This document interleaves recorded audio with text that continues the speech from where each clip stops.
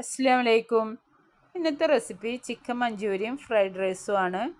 അപ്പോൾ ഞാനൊരു വലിയ ചിക്കൻ തന്നെ എടുത്തിട്ടുണ്ട്. അതിലോട്ട് 3 ടേബിൾ സ്പൂൺ കോൺഫ്ലവറിൻ്റെ പൊടി, 2 ടേബിൾ സ്പൂൺ സാധാരണ മുളക് പൊടി, 1/2 ടീസ്പൂണ് കാശ്മീരി ചില്ലിപ്പൊടി, 1/2 ടീസ്പൂൺ ഉപ്പ്, 1/4 ടീസ്പൂൺ മഞ്ഞൾപ്പൊടി, 1 ടേബിൾ സ്പൂൺ കുരുമുളക് പൊടി, 1 ടേബിൾ സ്പൂൺ സോയാ സോസ്. കോൺഫ്ലവറിൻ്റെ പൊടിയും സോയാ സോസും നിർബന്ധമാണ്. ചിക്കൻ മഞ്ചൂരി ഉണ്ടാക്കുമ്പോൾ നല്ല സോഫ്റ്റായിട്ട് കിട്ടും. അതേപോലെ തന്നെ 1 ടേബിൾ സ്പൂൺ കുരുമുളകിൻ്റെ പൊടി ഇട്ട് കൊടുക്കട്ടോ. എന്നിട്ട് ഒന്ന് കൈ കൊണ്ട് തന്നെ നന്നായിട്ട് മിക്സ് ചെയ്തതിന് ശേഷം അരമണിക്കൂർ വെയിറ്റ് ചെയ്ത് വെക്കുക. അതിന് ശേഷം നമ്മളൊരു പാൻ അടുപ്പത്ത് വെച്ചിട്ട് അതിലോട്ട് ചിക്കൻ ഇട്ട് കൊടുക്കുക.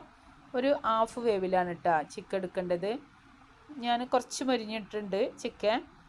അടുത്ത ട്രിപ്പ് ഹാഫ് വേവിലാണ് എടുക്കുന്നത്. അപ്പോഴാണ് നമ്മുടെ കറിയിലെ ചിക്കൻ നല്ല ടേസ്റ്റ് ഉണ്ടാവുക. നിങ്ങൾ ഇതുപോലെ ഒന്ന് ചെയ്ത് നോക്കിയിട്ട് കമൻറ്റ് പറയണം കേട്ടോ. ഫ്രൈഡ് റൈസിലേക്ക് ചിക്കൻ മഞ്ചൂരി നല്ല കോമ്പിനേഷനാണ്.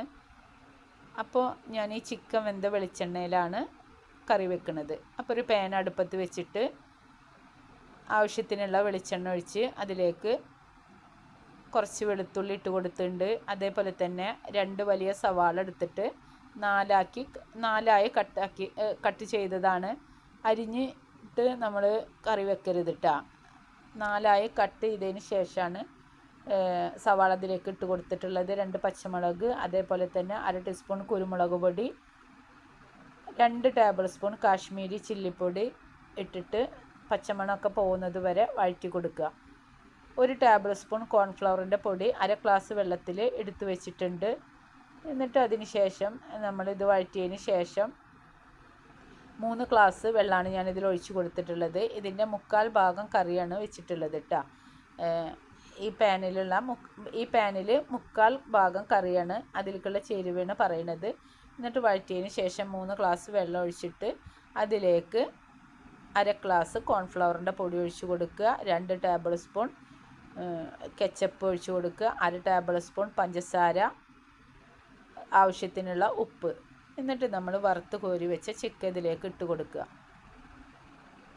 നല്ല ടേസ്റ്റാണ് കേട്ടോ. ഇങ്ങനെ നിങ്ങളൊന്ന് ചെയ്തിട്ട് കമൻറ്റ് പറയണം. അടുത്ത പാൻ വെച്ചിട്ട് നമ്മൾ കുറച്ച് മല്ലിച്ചപ്പ് ഇട്ട് കൊടുക്കട്ടോ. 2 മുട്ട ഒഴിച്ചിട്ട് കുറച്ച് കുരുമുളക് പൊടി ഉപ്പിട്ടിട്ട് നന്നായി വഴറ്റിയെടുക്കുക.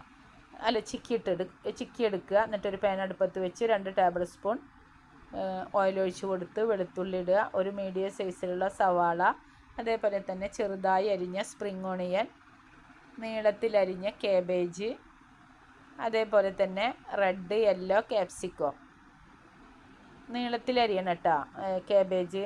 അപ്പോൾ നമുക്ക് ഫ്രൈഡ് റൈസ് വിളമ്പിയാൽ തന്നെ